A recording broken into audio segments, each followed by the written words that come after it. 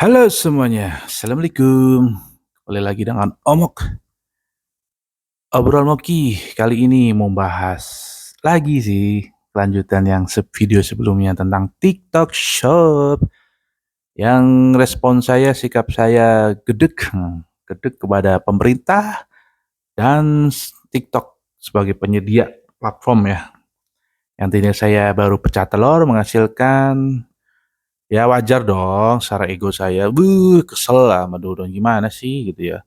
Pemerintah ya, oh gimana, ini sih terlalu terlambat regulasi gitu ya. Terus kalau buat TikTok, lu sih terlalu arogan, nggak menurut pemerintah bla bla bla dan terlalu arogan sih ya. Saya pernah cerita tuh di video sebelumnya ya, searogannya TikTok ya begitu. Jualan terus nggak boleh menyebutkan toko lain segala macam hal gitulah intinya gitu ya. Tapi setelah saya nonton podcastnya Renald Kasali dengan Menteri Perdagangan Teten Mas Duki, saya lebih condong ke pemerintah sih akhirnya.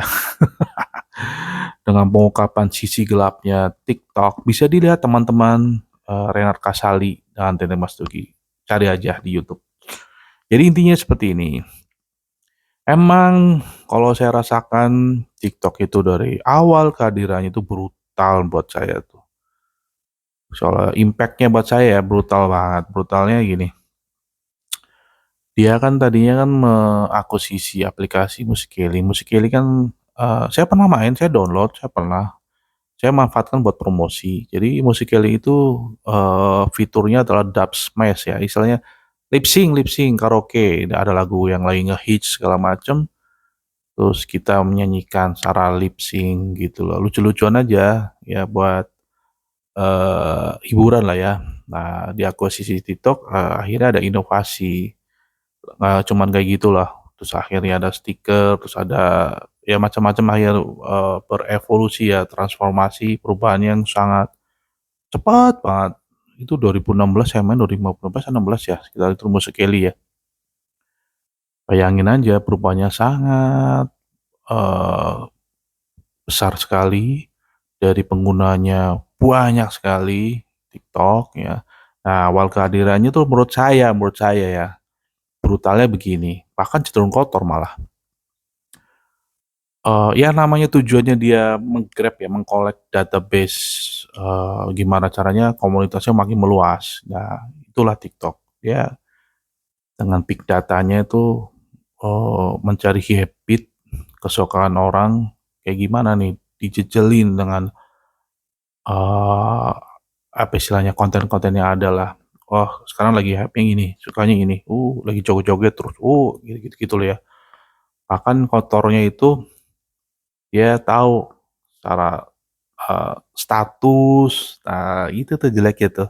Saya pernah diselipin dengan propaganda yang lagi rame itu, yang lagi rame, diselipin gitu, mentang-mentang saya belum married, diselipin terus, padahal saya nggak ada ketertarikan, kesukaan tentang kan ada pilihannya tuh ya kalau TikTok, hiburan, entertainment, teknologi atau apa, relationship, apalagi ya, peliharaan atau apa gitu ya. Relationship saya nggak ada contreng atau apa, cuman saya teknologi, hiburan, ya gitu lah intinya.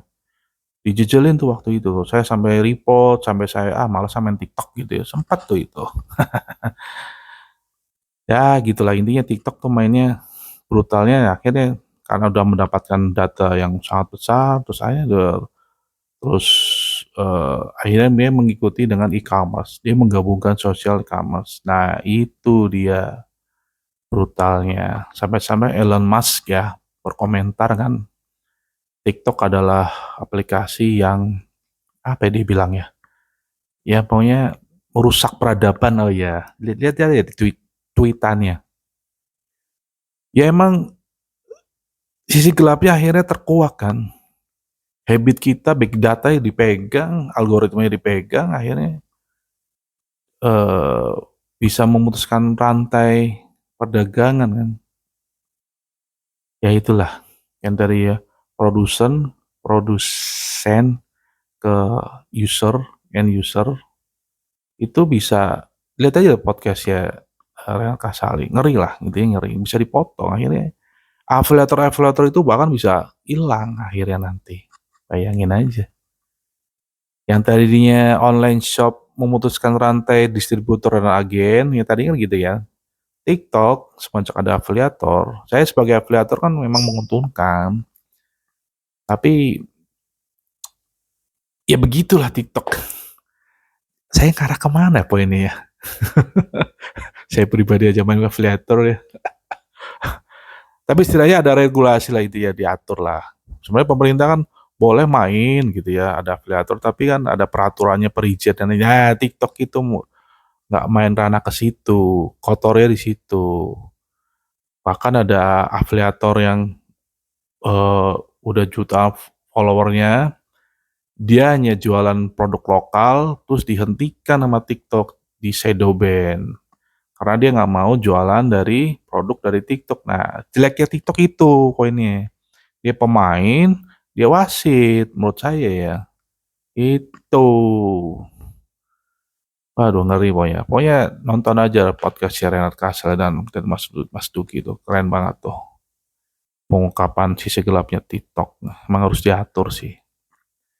Nah, untuk update TikTok, ini saya sebagai afiliator, saya terakhir lihat di FYP, kemungkinan November itu akan dibuka kembali katanya keranjang kuningnya. Setelah di stop, nggak ada keranjang kuning, banyak tuh afiliator yang kreatif. Ya saya seperti saya ini gitu. Nggak ada keranjang kuning ya, ya udah ke link bio aja gitu ya. Sebenarnya kan gini, intinya gini ya. Kalau saya pribadi ya, namanya digital, ibaratnya kan dunia maya. Saya anggap tuh kayak dunia gaming aja, kan gaming dunia maya juga nih, permainan lah intinya itu lah. Mereka punya aturan, tapi kita punya sistem hacknya gitu loh. Bukan cheating ya. Ya kan TikTok sendiri juga ya akhirnya terkeluar kayak dia juga kotor kan, brutal kan gitu ya. Ya kita punya aturan sendiri dong. Ya istilahnya kita ngikutin panduan komunitas tetap kita, tapi kan kita punya sistem hack sendiri. Gimana caranya? Kita bisa eh, apa istilahnya? Gocekannya lah, bisa bisa bermain cantik lah intinya gitu ya. Karena saya pelajari itu banyak ternyata teman-teman afiliator yang saya lihat tuh nggak cuma punya satu akun, bahkan punya 10 akun, bayangin. Mereka untuk menaikkan traffic, gimana caranya? Ya itulah ada caranya lah seperti itu. Salah satunya itu. Nggak punya satu akun, ternyata banyak akun cuy. Gila nggak? Bahkan saya pernah lihat tuh ya, dia sampai meng-hire 10 orang. 10 orang, satu orang 10 konten, 10 akun juga. Bayangin. Ya itulah sistem hacknya itu begitu. Jadi nggak perlu kaget kalau ada apa namanya pamer kemarin kan sempat ada pamer jualan berapa miliar atau apa. Saya pribadi saya nggak langsung percaya. Wah ini pasti ada permainan dan emang bener kan terjadi kan. Itu hanya angka intinya bisa di inilah. Aduh ngeri deh. Saya nggak percaya, nggak begitu percaya. Dan ternyata ada sistem hacknya seperti itulah. Seperti ini loh, kalau teman-teman ingat tuh ya, dulu awal-awal e-commerce lagi booming, Bukalapak, Tokopedia, kan hacknya kan ada, sistem hacknya adalah orderan fiktif gitu-gitu kan ya. Nah, kalau di TikTok ada fake buyer, nah itu dia guys kuncinya. Oke, udah hampir 10 menit lah intinya buat teman-teman yang main TikTok,